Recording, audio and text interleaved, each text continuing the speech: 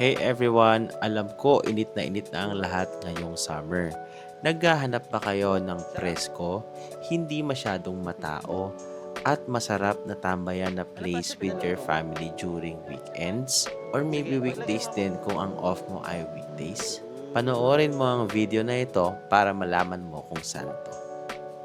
Siyempre, first step para makapunta ka dito is magdadrive ka muna or kung may motor ka, pwede ka rin magmotor or kung magko-commute ka, I'm not sure lang sa details. Pero ang alam ko, magagaling ka dapat sa Alabang if you will be going here. So, sa end namin, galing kaming San Pedro, kaya dumaan kami sa Victoria Homes, and then daan kami sa Taang Hari. Segue ko lang kung bakit kami nakapag-desisyon pumunta dito is because lahat kasi kami may work, even my wife, and also yung kapatid niya. Alam mo naman, pag mid-30s ka na, hindi ko alam, hindi lahat siguro, pero sa akin kasi the whole weekend, I'm very busy sa work and also sa business. So, pagod na pagod ka na, gusto mo lang sa weekend is accessible, hindi ka masyadong pagod, but at the same time, especially if you have kids, yung priority natin sila na eh. Yung ma-enjoy nila, yung hindi mako-compromise yung enjoyment nila, yung mailalabas nila yung energy nila na naipon buong weekdays lalo na ngayong bakasyon. So, ayun, so samahan nyo kami. Pumunta kami dito sa place na to. Ang tawag nga pala dito sa place nito is Vermosa, I think.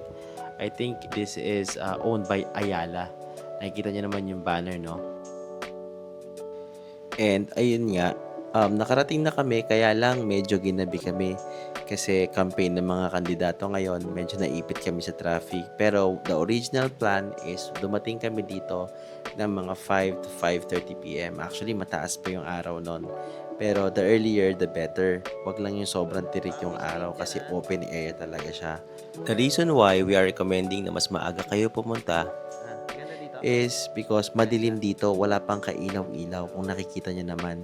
Hindi naman siya kasi commercial area. Likod nga pala to ng Ayala Malls Vermosa. So, that's one of your landmark kung gusto mo itong puntahan. And I think this is Vermosa Boulevard, yung road na katabi mismo ng open area kung saan ka pwede mag-picnic. Actually, hindi lang picnic. Kung gusto mong mag-jogging, kung gusto mo ring mag-bike yung anak mo or mag-bike kayo together ng anak mo, yun yung mga activities na pwede nyo gawin dito together. Siyempre, ang goal natin is mapagod yung kids natin at the same time makapag-relax tayo with our family. So as you can see, hinahayaan ko lang siya mag-bike. But please be cautious. I-remind mo lang yung anak mo na huwag masyadong mag-bike kasi may mga nagja-jogging sa gilid. And also, huwag silang tatawid dun sa kalsada kasi medyo mabibilis yung mga sasakyan. Also, we recommend na magdala kayo ng mga pagkain nyo. Yung mga mabilis lang i-prepare gaya ng mga pansit, pasta, siomai, ready-made na siomai, and also tubig. Oo nga pala, muntik ko na makalimutan. Magdala rin kayo ng mga matting, foldable chairs nyo, or foldable table. Sa case naman namin, hindi naman necessary yung table. We can eat naman on the ground, no?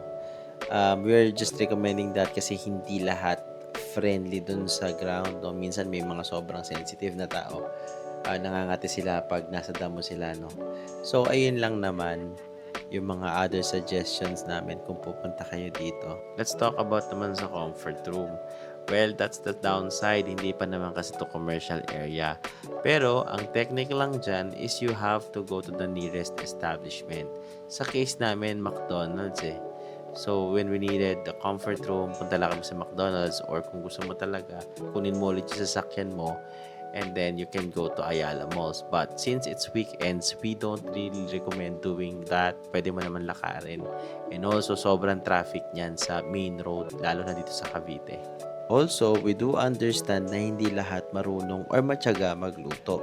Kung gusto niyo naman mag-order ng mga fast food or any food na kailangan nyo sa mga platforms like Foodpanda, Grab, and other food delivery platforms, you can do that on the site na mismo.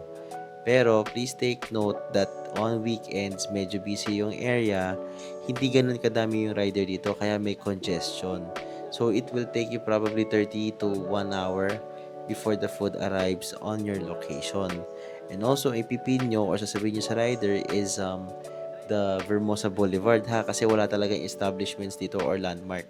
Dito lang sa road na Vermosa Boulevard, yung mismong road na dinadaanan natin dito. Medyo lumalim na nga pala ang gabi at nag-decide na kaming umuwi. So nag-enjoy kaming buong pamilya, nakapag-relax kami at the same time napagod yung kids namin. At the end of this video, ipopost ko nga pala yung list ng mga dinala namin, which can serve as your initial note ng mga dapat yung dalhin. Yun lang, if you want more videos like this from us, please like, share, and follow.